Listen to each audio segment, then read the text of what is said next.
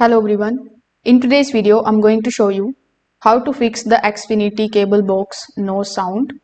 So in order to fix it, the first thing that you need to do is you need to simply check the TV volume and mute button. So we are going to be starting with the basics because this problem is often simpler than it looks. So make sure that your TV is not muted. You can try increasing the volume using your TV remote, not just the Xfinity remote.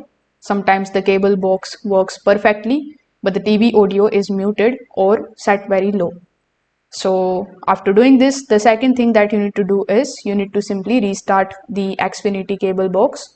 The audio glitches are frequently caused by the temporary system errors. So in order to basically restart or reset it, you just have to unplug the Xfinity cable box from the power. Afterwards, you just have to wait for the 60 seconds. After these 60 seconds, you just have to plug the box back in and allow it to completely reboot. It may take from 1 to 2 minutes. So many of the sound related problems disappear after this particular step alone. Now you can also check the HDMI port.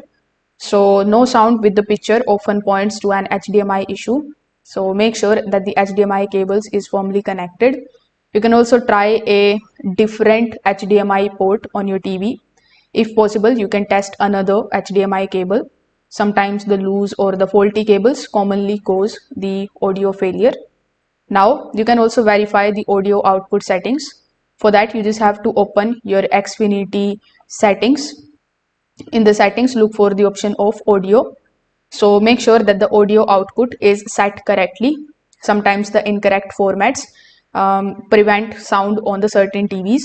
Switching between the stereo and the auto usually fixes it. So if this video helped you out, make sure that you like this video and subscribe to the channel. Thanks for watching.